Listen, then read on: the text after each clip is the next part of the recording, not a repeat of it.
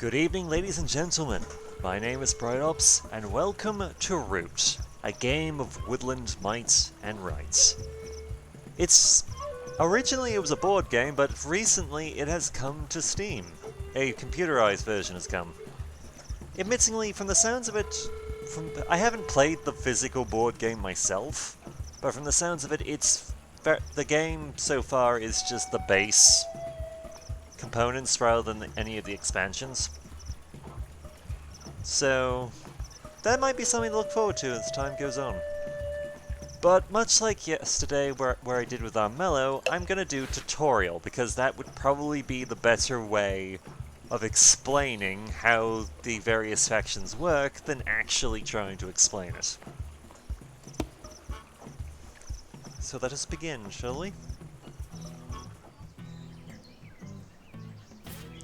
Welcome to Root, a game of warfare and adventure where four unique factions struggle for control over the vast woodlands.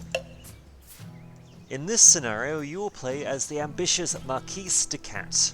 Long before they became the military and industrial powerhouse they are today, the Marquise came to the forest with a small band of warriors and a few modest buildings. I hear the flapping of wings in the distance.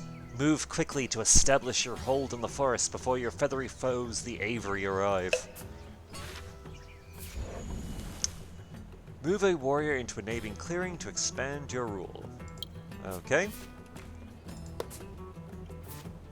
And move. Each clearing has a suit representing the community of creatures living there.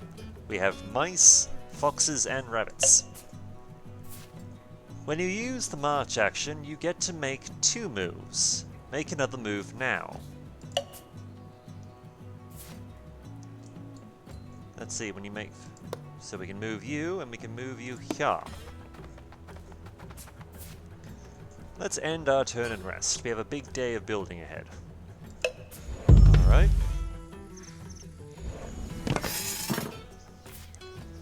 Your sawmills generate one wood at the start of your turn.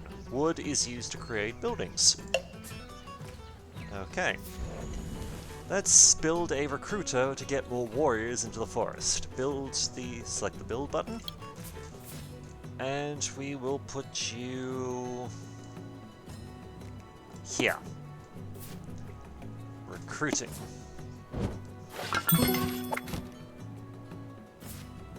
Use the recruit action to place a warrior at each of your recruited buildings.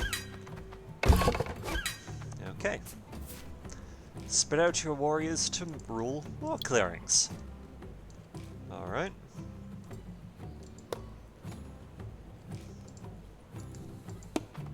You can go up there. And you can go here. As I feared, an Avery warrior has seized a nearby clearing. They aren't friendly to outsiders. After 3 actions, the day has finished for the mighty Marquise.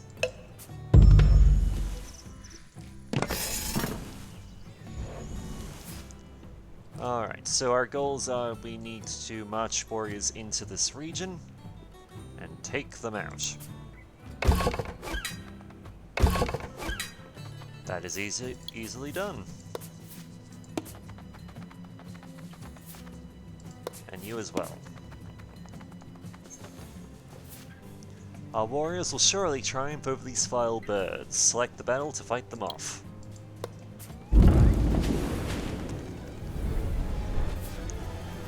In battle, 2 dice are rolled with sides 0 to 3 to determine hits. The attacker has the advantage. They take the higher die, leaving the defender with the lower one. Each player can deal no more hits than the number of warriors they have in the clearing of battle. So because we have two warriors, we can hit twice. For each hit, an enemy piece is removed from the map, starting with warriors. Your total hits are added up and displayed below. So our cats just knocked the crap out of this bird.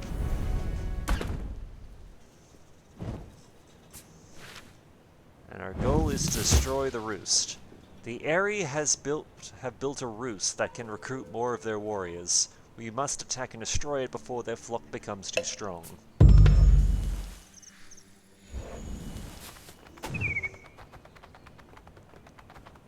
Right, here you come.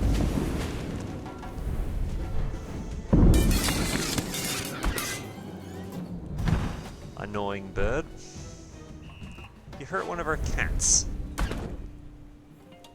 Yo.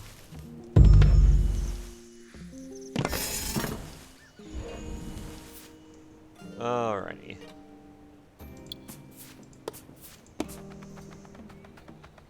You can move up there. And you know what, you can too. Why not? Burn it down.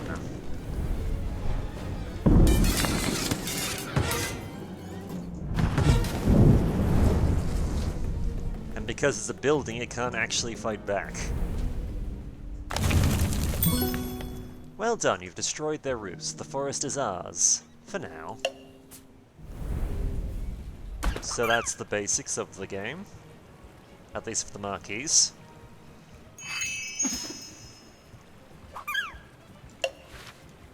Now let's move... So that's the basics. Now let's move on to playing the actual marquees properly.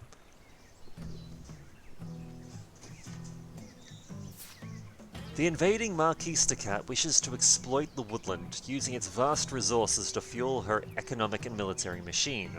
She scores victory points by constructing buildings in the woodland. In a typical game, the first player to score 30 wins. This scenario, let's see if you can get to 12. When you start a game as the Marquise Cat, you place your keep in one of the corner clearings. Let's see, I think we will go for here. Oh.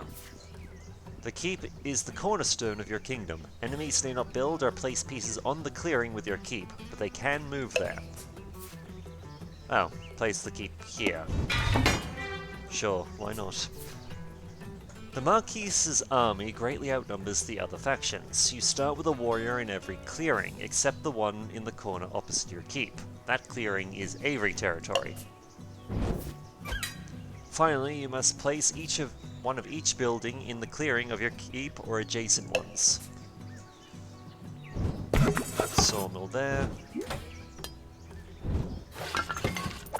Okay. So the board is set. The area have swooped in and built a roost in the empty clearing. It is quite well defended. At the start of daylight, you have the opportunity to craft cards from your hand using workshops. You may review the text of cards in your hand by holding the mouse over them. Review arms trader. So, cost of the card is shown on the wooden board below its suit. So this would cost us owning 2 fox tiles, I think. Each workshop contributes its clearing cost towards paying crafting costs. For example, you could craft this arms trader if you had 2 workshops in fox clearings. We do not. You can craft a smuggler's trail since you have a workshop in a clearing, and it costs 1. Okay.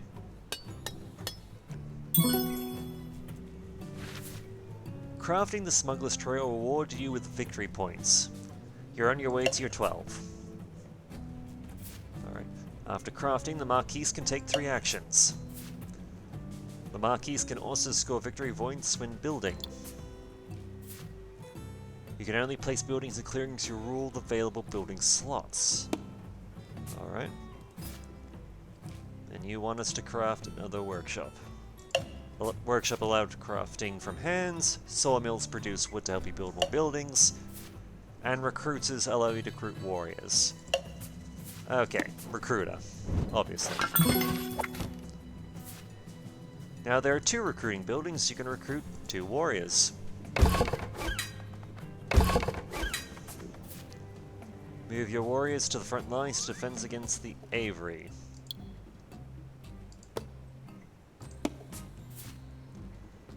You may now move any number of warriors using 1 march action. Let's move 2. Remember, when you choose to march, you may make 2 moves. Use the second move to keep closing in.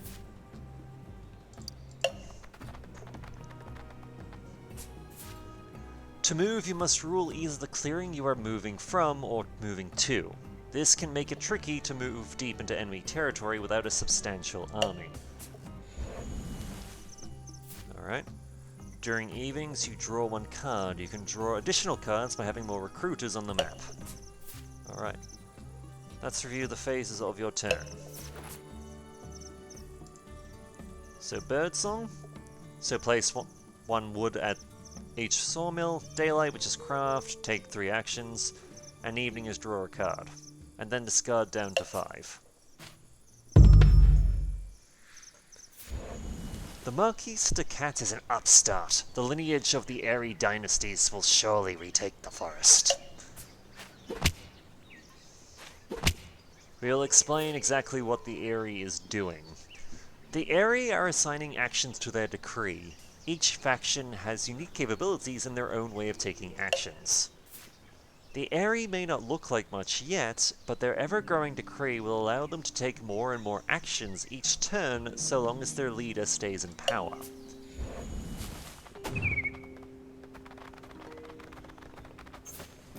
They found the weak link in our defense. Prepare to fight.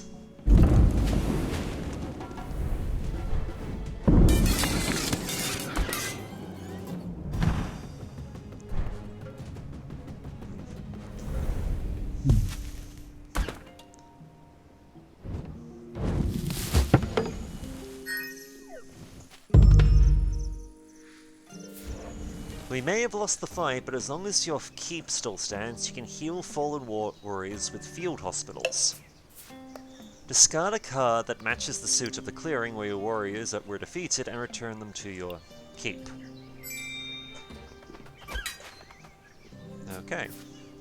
You can review special abilities unique to your faction by tapping the avatar.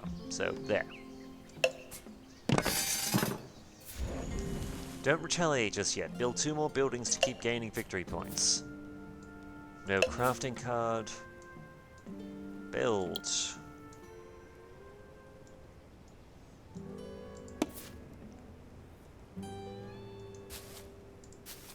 No, let's not build there. We can't? Yeah, let's not build directly. I was hoping to build a recruiter so that we could potentially do some damage, but no, that's not really an option. Let's see, workshop there, and we could use more. You can use more wood. To use overwork, you must discard a card matching the suit of one of your sawmill clearings or to gain wood. Card with the bird suit acts as a wild card and can be used to place it in any suit.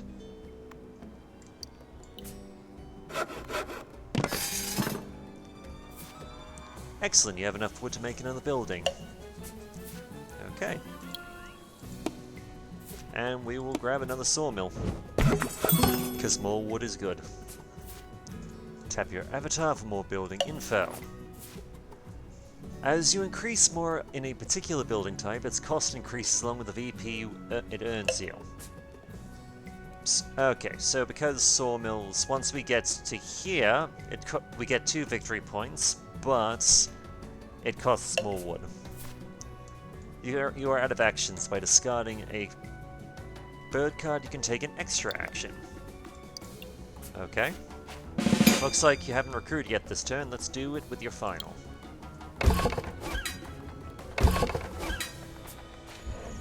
Alright. More cats on the field is good. More warriors arrive each day. The Eyrie will use them to crush your pitiful forces.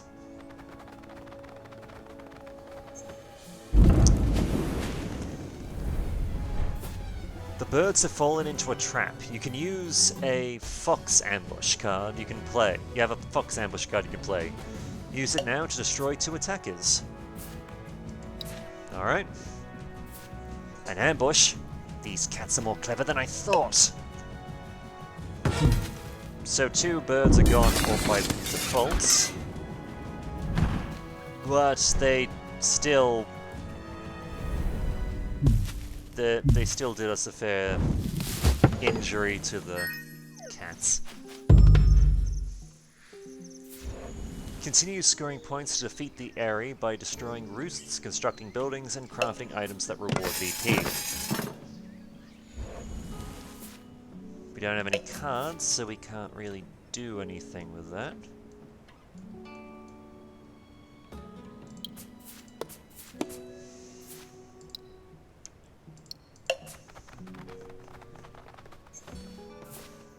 Alright, warriors to move.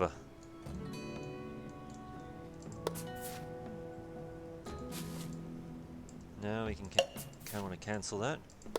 You guys, however, can move up. Oh. Thought I moved too. Oh well, we can burn down an Airy. Well, we can burn down one of their roosts. They left it exposed.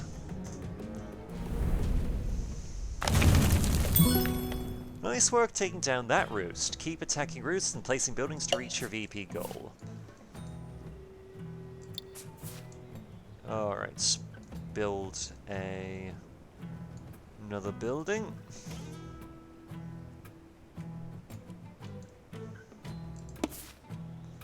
In this case, another recruiter.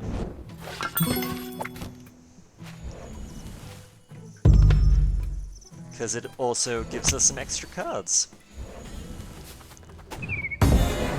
The Airy have entered turmoil. They could not recruit in a bunny clearing, so they've lost 3 victory points, and I think their turn has ended early.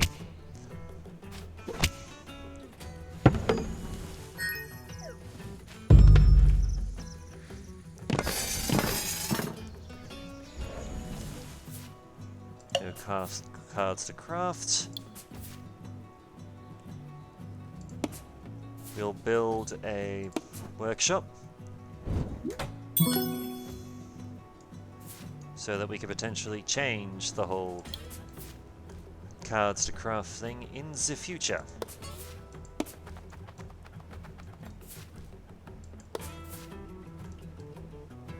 No, cancel that one.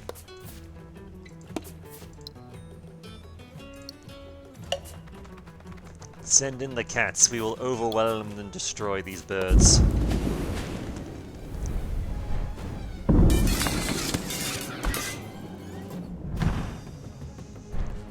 Admittedly, we lost a fair few, but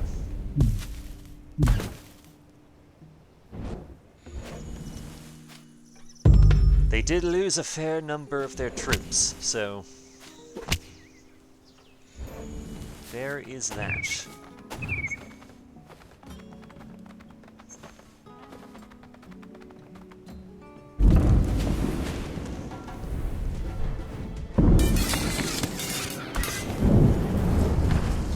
And because they attacked us and we hit them harder, we destroyed the warrior and burnt down the roost.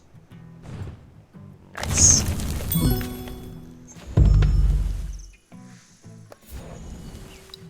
Yeah, we'll give up a card for more warriors.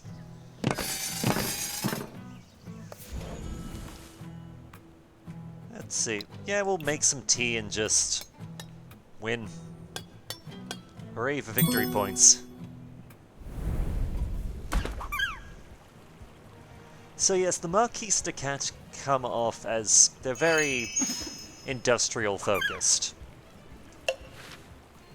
Alright, Birds of a Feather. Learn to play the Airy dynasties. Because as we saw in the last one, they play a bit differently than the cats do.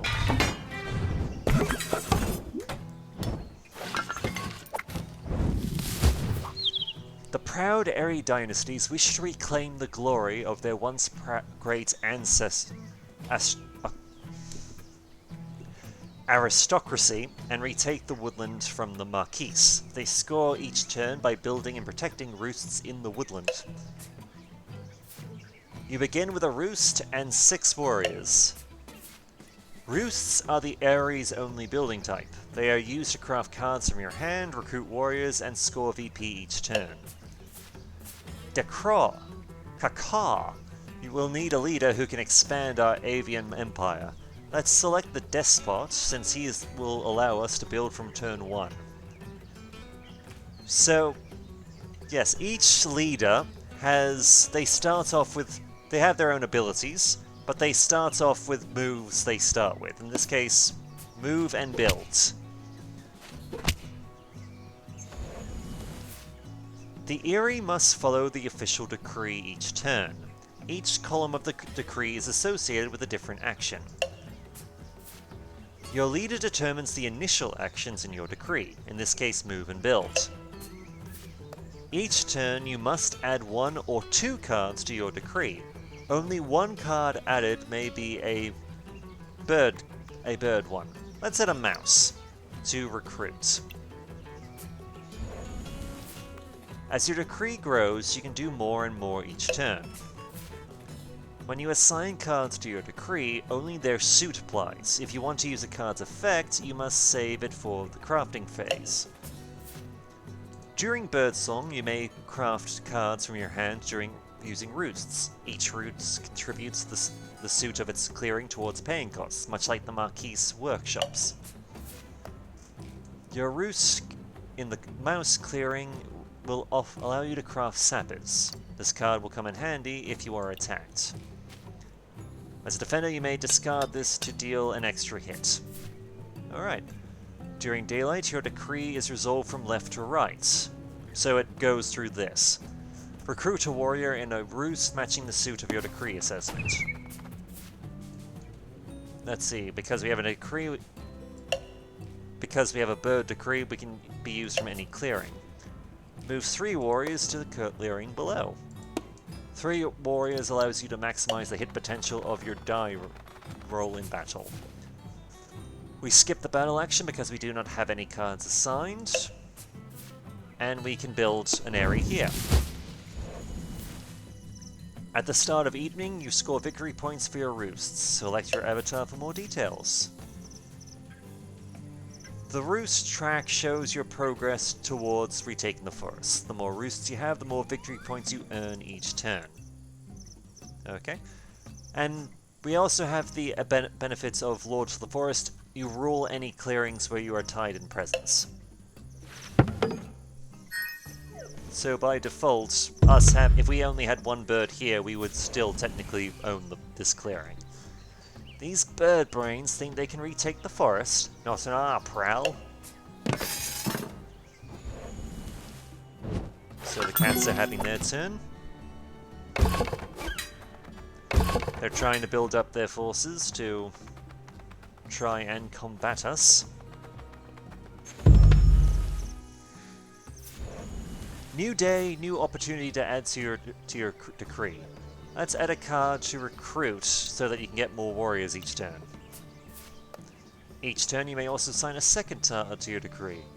Assign a mouse to the battle column so you can fight the Marquise in mouse clearings. Let's see, nothing to craft this turn, no matter. Your disdain for trade limits your rewards for crafting items to a single victory point. Trade, like many things, is quite literally beneath you. Let's see, we'll recruit there, and recruit there. Move 3 warriors into the mouse clearing with your opponent's recruiter to set up a battle.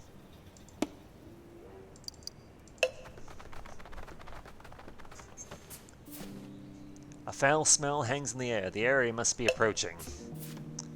Time to fight. Make those dirt dwellers tremble in the presence of your aerial warriors.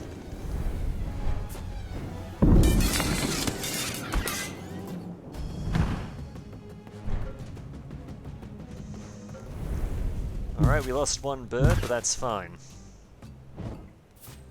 What a glorious battle! You must rule a clearing to place a roost there. Warriors and buildings in a clearing contribute to who rules it. The area always wins ties. So a roost is built. You draw an additional card during evening for every 3 roosts you have in play.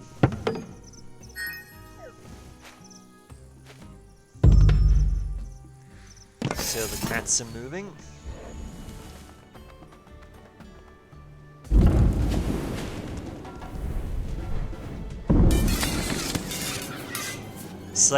Okay, we can select the sappers to go an extra hit. So the cats at least lost their warriors. This has, however, created a problem for me.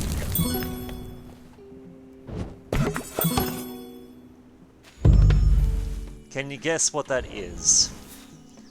I feel turmoil approaching, but you must add to the decree each turn, no matter what. Make an assignment now. Just don't worry too much about where. Yeah,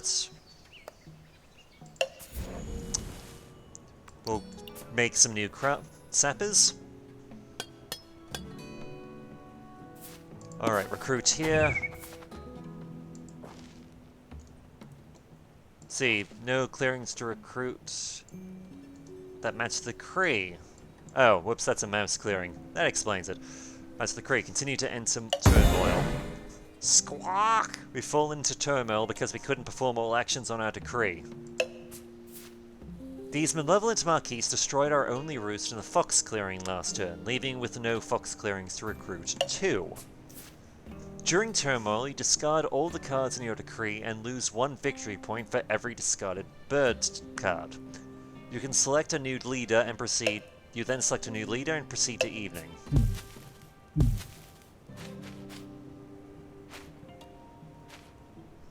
So they're discarded. The despot has been reduced, and now we pick a new leader. In this case, I believe we will go with birds. The charismatic leader.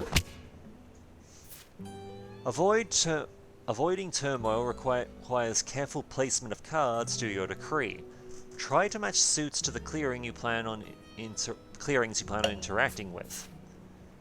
Bird cards may lose you VP during turmoil, but they offer flexibility that can help prevent it from happening. Which makes sense. It's a very risk versus reward thing with turmoil.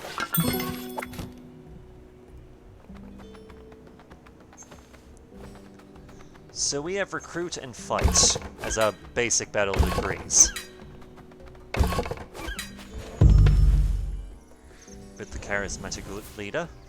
You look ready to take it from here. Destroy enemy buildings, craft cards, and build and protect roosts to score 10 and complete the scenario. If you are having trouble deciding what card suits to assign to your decree, you can always minimize it and review the map. Once you have a better idea of your board position, you may expand your decree and assign cards with more confidence. Alright, we have a problem because we have a fox card. We can't really interact anything with the fox. Shit. So we're gonna go with build. Assigning a fox card to build will lead to turmoil unless you take control of a fox clearing with an open building slot. Press the cancel if you think it's bad. The fact is, we can't bloody move to a fox clear. I know it's going to lead to turmoil. There's nothing we can do with fox. So the advantage of our charismatic leader is they can, when they recruit 2 rather than just 1.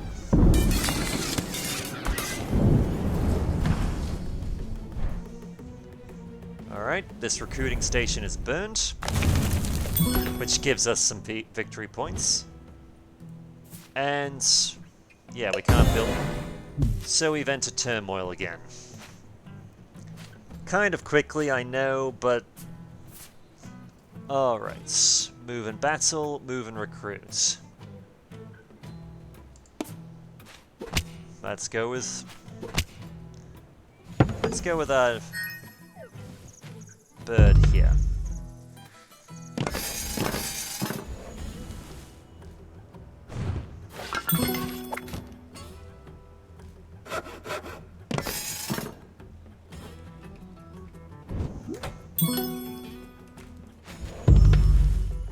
Right, our turn.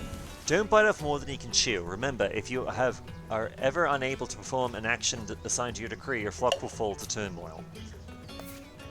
In this case, we are going to select Recruit.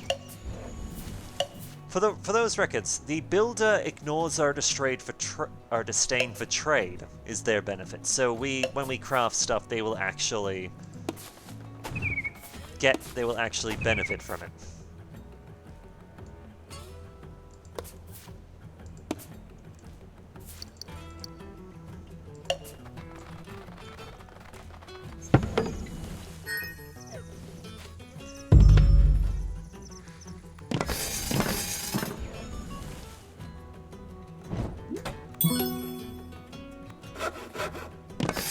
Mouse in a sack.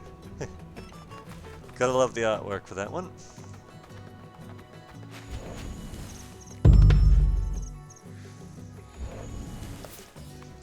Alright. We'll select a move thing for this one. No cards to craft. Recruit there, recruit there.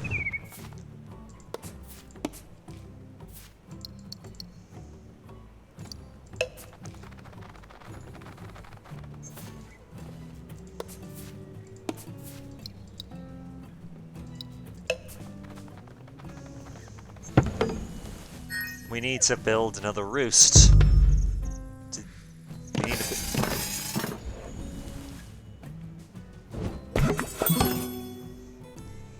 or at least do some fighting or something. Which we can do.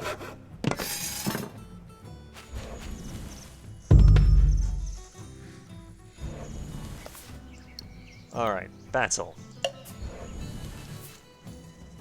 We don't have cards, so...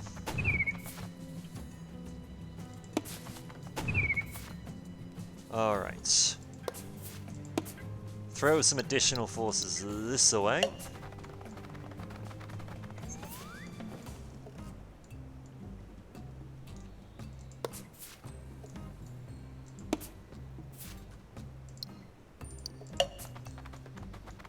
And bird there. We shall fight them on the fox area.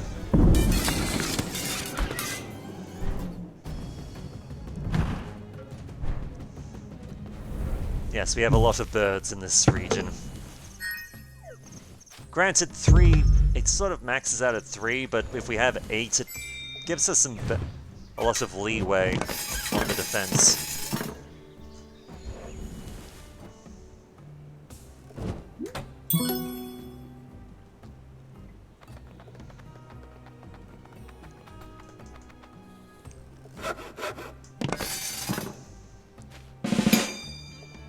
Alright, they've done the Hawks for Hire thing, so they got an extra turn for more wood.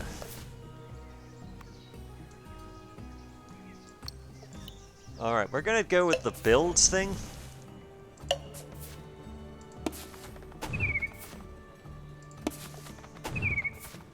And there's a reason we're doing that. Because we actually have a few options when it comes to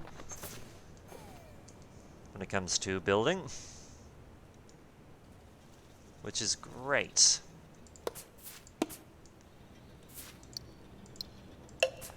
We're gonna send some warriors over here just to prepare ourselves for that region.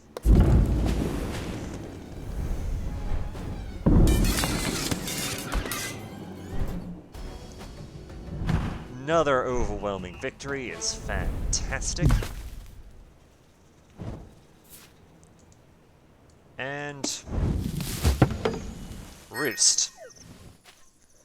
So we can literally now recruit directly here.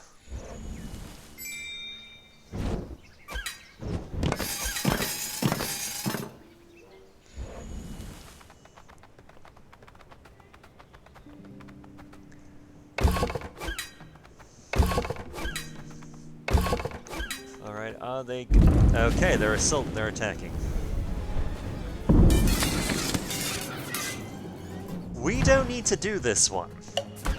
Because we did a hit, there's only one thing, no point in wasting an extra blow on them.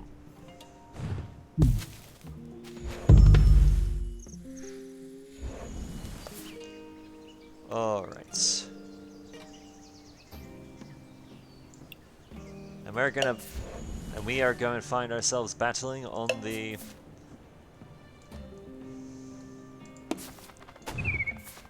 battling on the... just basically anywhere we want, really. Let's see, we have to march. One there.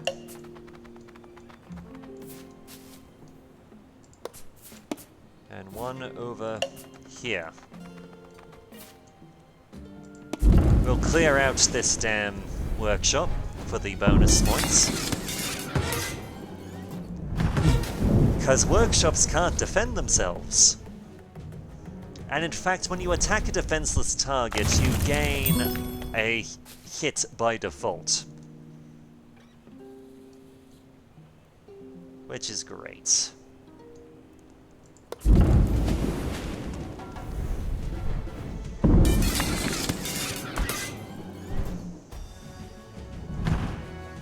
And they keep sending in the cats.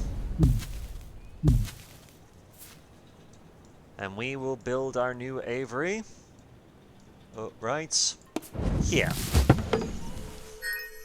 So victory is now ours. Because our goal was just to get 10 VP for this tutorial.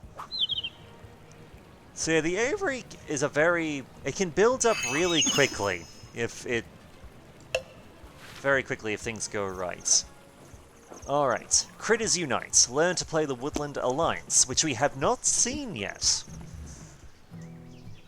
So this is going to be interesting.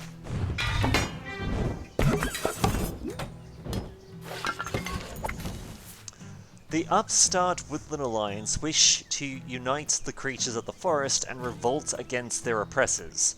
They score by spreading sympathy for their cause across the woodlands. Being the underdogs, we don't start with any warriors or buildings on the map. Instead, we begin with 3 supporters that can spread sympathy tokens for our cause. Each clearing where we can spread sympathy has a supporter cost. Let's see, a fox supporter will spread one here. You can spread sympathy multiple times in one turn if you have the supporters, as long as we expand from an existing sympathetic clearing. So we spread sympathy here. And we can send one... suck your... oh, we have to learn more about sympathy. So for every sympathy token we get, we gain more victory points for having more. As we go higher on the sympathy track, gaining sympathy costs more supporters and scores more victory points. At the start of the daylight, sympathy contributes the suit of their clearing towards paying crafting costs, just like the Eerie Roots and Marquise workshops. Let's get crafting. Make ourselves a crossbow. We can also mobilize to turn the remaining cards in your hand into supporters. You can't have more than 5 supporters until you build a base. Okay, the revolution has awakened, but for now it is time to rest. Hey, don't listen to this woodland rabble. Ignore this heresy. The Marquise is your rightful ruler.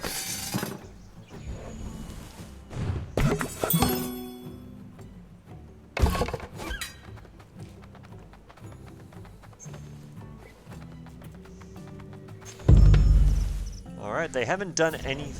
Building support was just the beginning. Now it's time to rise up and revolt. Selecting the clearing below, you must spend 2 supporters matching the suit of the clearing to cause the revolt.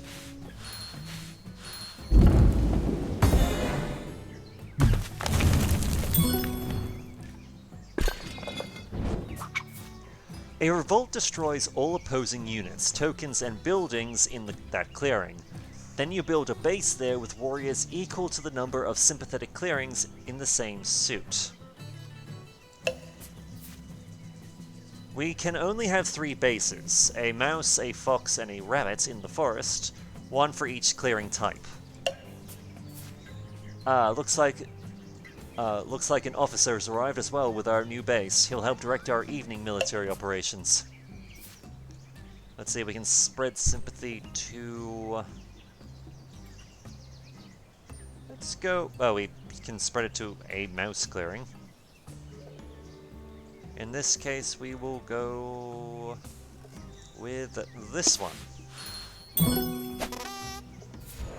You may craft or mobilize cards in your hand, it's up to you. Well, we don't have a rabbit. We don't really have... Oh wait, we do have rabbits, so we don't have a rabbit base. You now have access to a number of evening military operations equal to your officers. Use your one military action to recruit a warrior.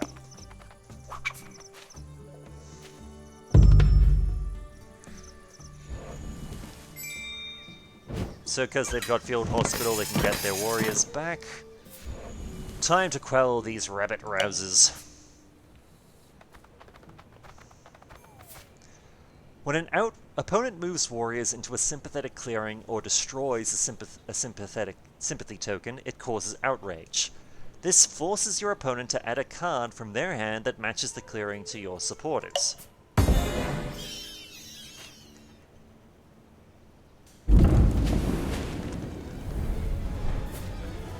You are being attacked. Thankfully, the Woodland Alliance are masters of guerrilla war. When defending, you take the higher die in combat as if you were the attacker.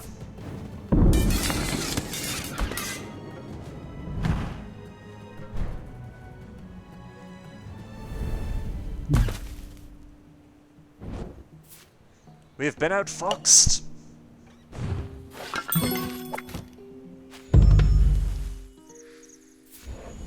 Spread sympathy, craft cards, and remove enemy buildings to score 15 and complete this scenario. Okay, we can't do a revolt. We have no sympathy, not enough spread sympathy.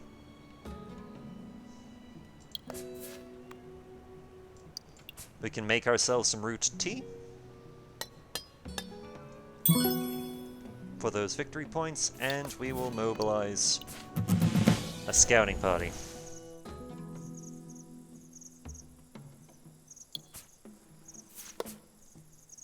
Alright. We are going to move a fox towards here. We only have one action so far, but that's what we're playing. Because the sympathy tokens can't actually defend themselves.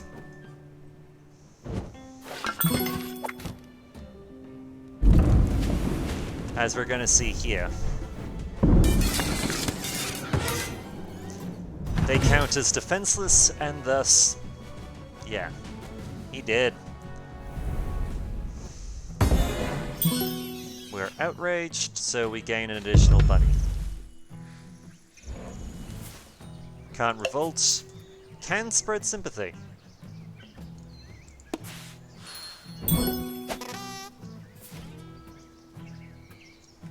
And we can also send another bunny, one to the bunny here. You have a new daytime action, training. Discard a card that matches your base and get an officer. So we now, because the more officers you have, the more turns you have. But officers draw from the same reserves as warriors. So once this reserve here runs out, we can't really do anything more. Alright. So we have 2 turns. We'll recruit here.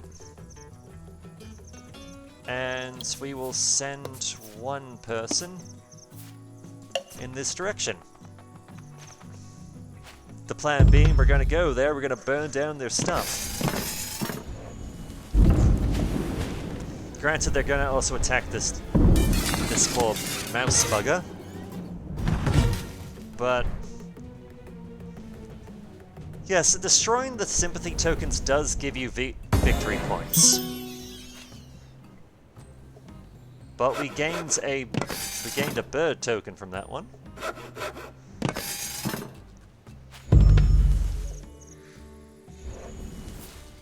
No clearing to revolts, we can spread sympathy.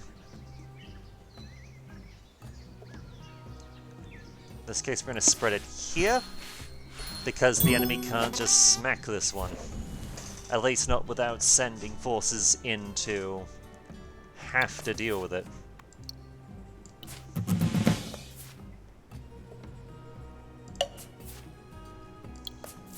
And we'll grab another officer, just for the sake of it. Okay, recruit. We'll move you over here to maximize the amount of damage we're about to do.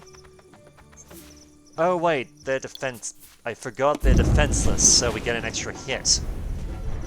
My bad! Oh well. Doesn't matter, they both burn.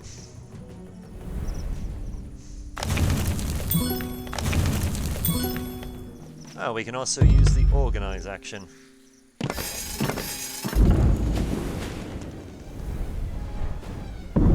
Okay, you're coming for a mouse, and you lost. Bad cat kitty. Bad, bad kitty.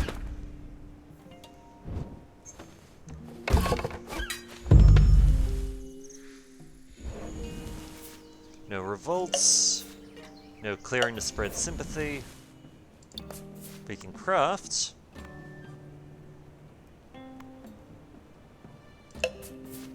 But you know what? Stop. In this case, we will just mobilize. Recruit you. Recruit a warrior here. Move one down this way. And we'll take advantage of the organize action. Let's see. Organize will sacrifice a warrior for sympathy. So we lose the warrior, who will go back to the reserve, but we gain a sympathy token for free.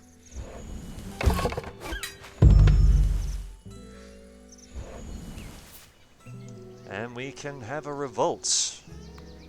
Let's go with here.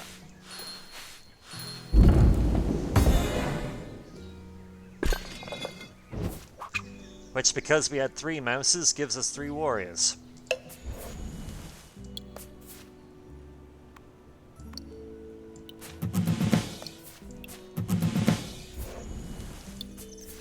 And because we're tapped out, we can't actually attack. We can't attack anyone. We can't recruit anymore. Which sucks, but what can you do?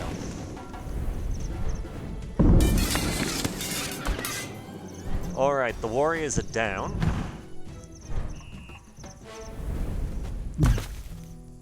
So we can attack again. And oh look, they're now defenseless. Burn it all.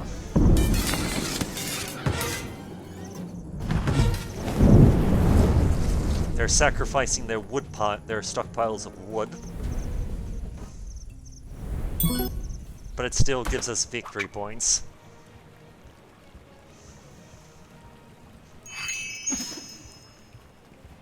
Woo. And last but not least, the Lone Wanderer. Learn how to play the Vagabond.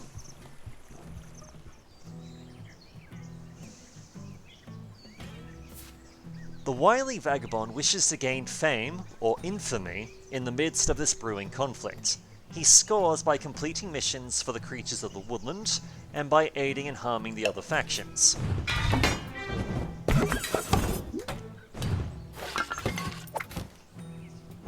So there's us. Your Vagabond character is represented by a single pawn that can move and fight like a warrior, and begins the game in a forest.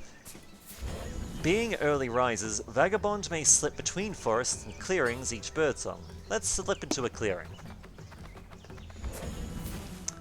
These are your actions. Your available actions are mostly determined by the items you hold in your satchel. When an item is used to perform an action, it is exhausted. You can't take that action again until the item is refreshed in birdsong. Ruins are scattered across the map that hold new items for a Vagabond. Explore the ruin in a space using your torch item. Okay. So we just picked up a crafting thing.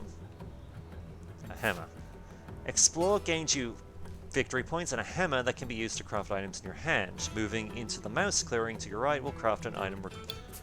Allow us to craft an item with your suit. So that costs a movement thing. Each hammer you exhaust contributes 1 towards crafting cards, with a cost matching the suit of your clearing. Collecting more hammers will allow you to craft more expensive cards.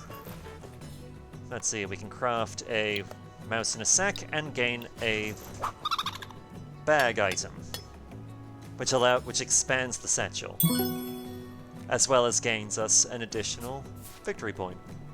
The number of items you can hold is limited by the 6 slots in your satchel. Each bag you acquire increases the amount of standard items you can store in your satchel by 2. The satchel, coin, and coffee items don't take up room in your satchel and provide their effect automatically without needing to exhaust them. Most of your items are exhausted, so let's end daylight and rest.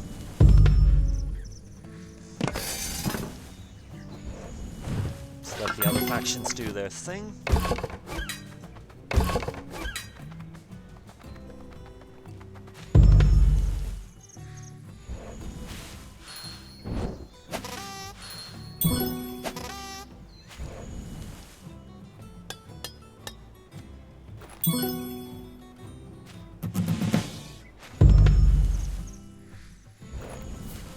During Birdsong, you refresh 3 items. This makes their actions available again.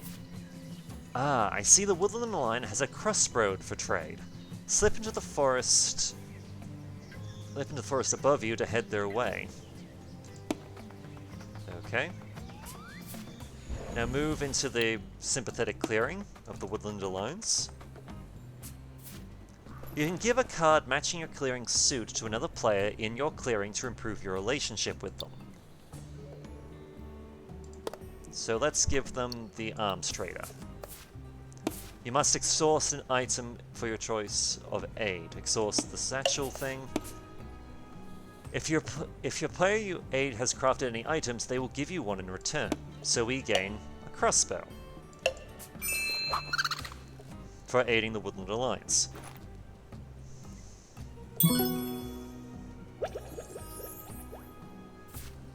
Thanks for your gift, friends. Be careful with that crossbow we gave you.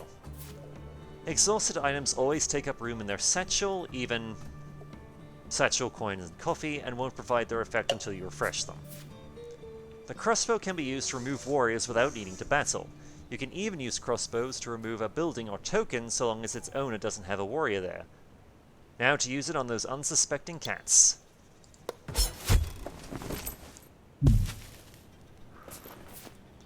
On guard, that wily vagabond is no friend of the Marquis. Whoops, I probably should have mentioned that killing enemy warriors will make them hostile with you for the rest of the game. Such is the life of a vagabond. Once an enemy is hostile, your infamy scores you an extra victory point each time you remove one of their pieces in battle on your turn. However, you must exhaust an additional boot to move into spaces with hostile warriors. Use your sword to battle a weakened army. The maximum number of hits you can deal is determined by how many swords you have, even if they're exhausted.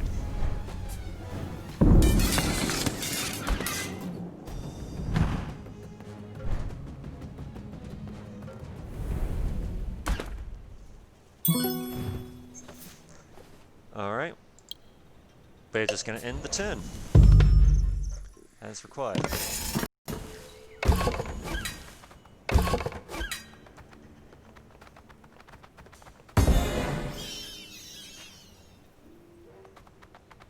Uh-oh.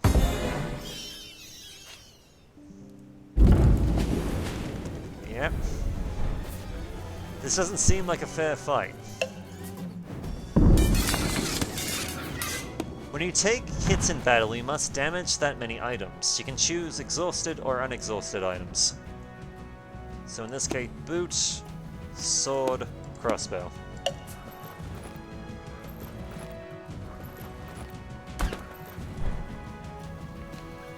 So we took some hits, we killed one of their warriors, but we are not in good condition.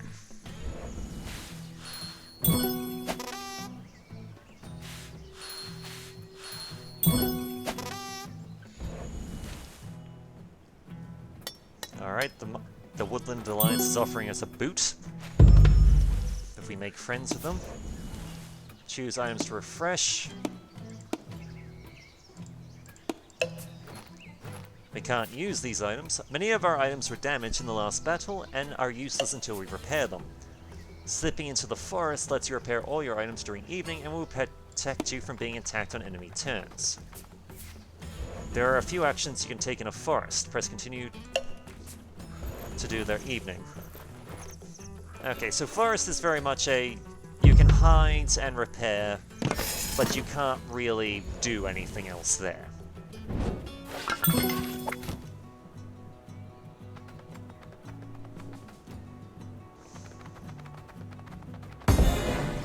But yes, hit aside, we're in pretty good condition.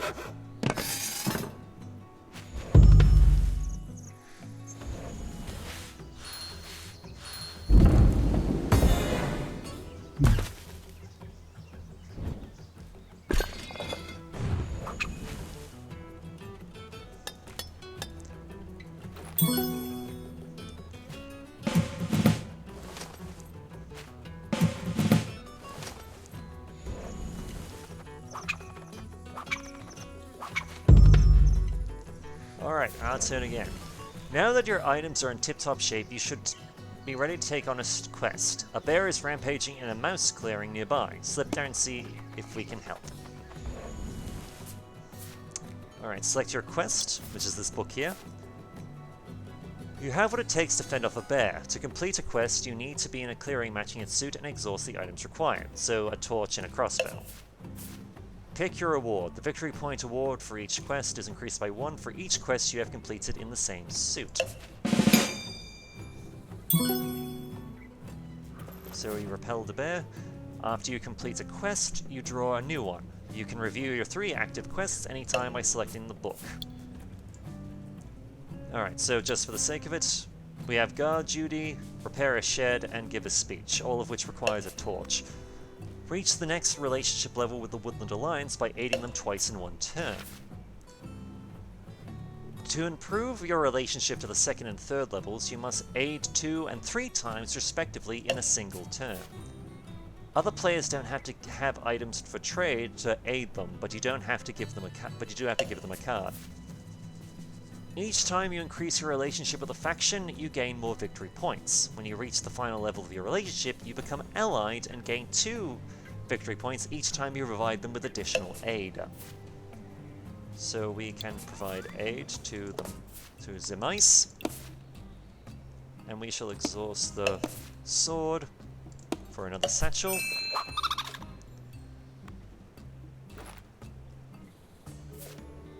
Your effort is appreciated. Aid us again to show you are a true comrade of the Alliance. And have some... yeah, we'll do the boot.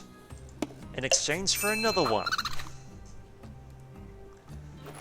So we're now stage 2 alliance with the Woodland Critters. Explore another ruin, complete another quest, and score 15 to complete the scenario. Alright. So we can... alright, we're gonna move over here. Because we have a quest for... in the bunny region, and once we refresh we'll be able to do it.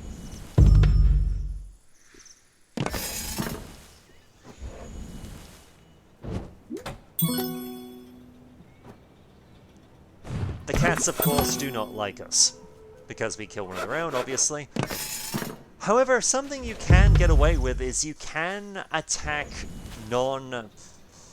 like, if I was to snipe or attack one of the woodland sympathy tokens, it would not count as a hostile action against them.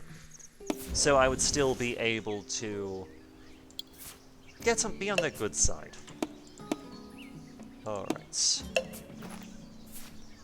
We'll stay in the location we're at. So that means we can do this quest of guard duty.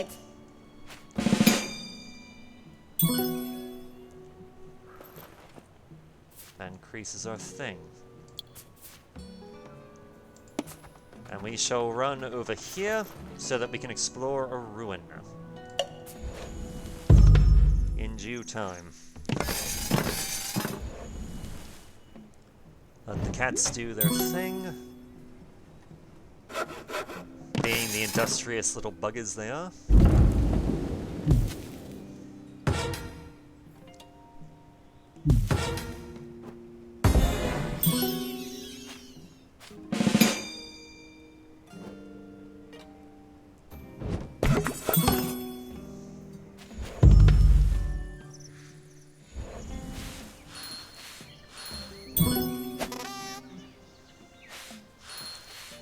Say what you will about the Woodland Alliance, they're not giving up anytime soon.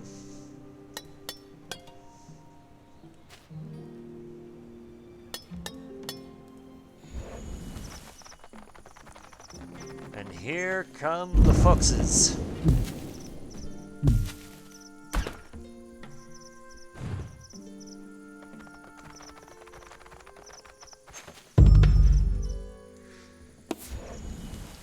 Alright. We need the torch for exploring the ruin. Sword and boot. And we will we'll move here. Explore this chest, which gives us another sword. Fantastic. We can, we can do a quest too. Nice.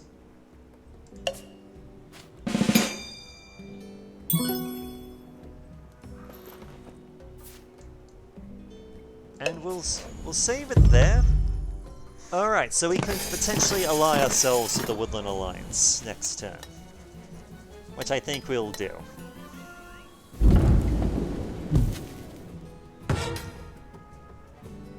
Yeah, sympathy tokens do not fight well.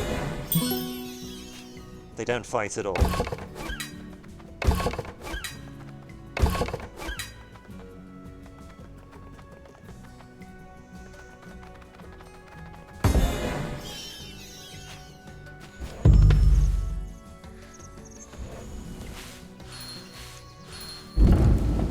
Well, that was a well-timed revolt.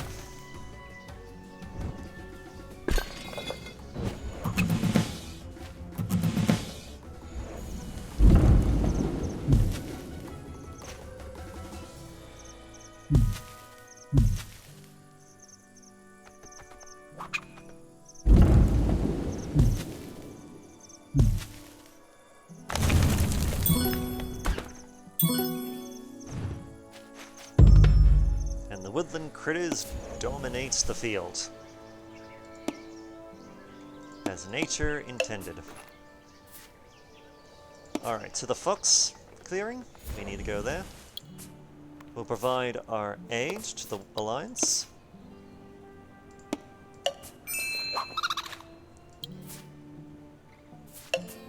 Oh, we can do 2 quests here, actually. But first, first things first, we will deal with...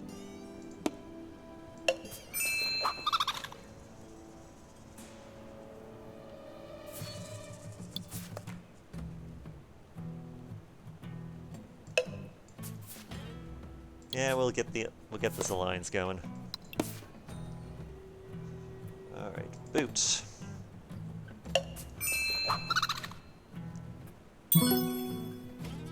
So we are now aligned fully with the Woodland Alliance.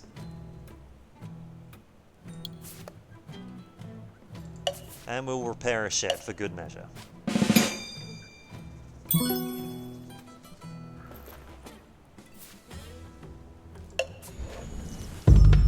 Now, if we wanted to, we could have attacked the Woodland Alliance, but that seems kind of counterproductive at this point.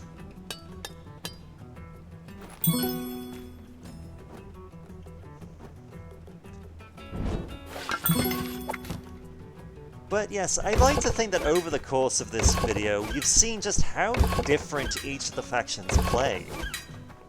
And honestly, it can make for some very interesting gameplay. Because it's a very... how do I put this? It's a very Sun Tzu kind of thing of... you need... Oh, yes, if you understand how your own faction works, you'll win for every time you lose, but in order to be really good at this game, you have to understand your chosen faction, but you also have to understand how the other factions play as well. Because, since they play so differently to yourself, if they can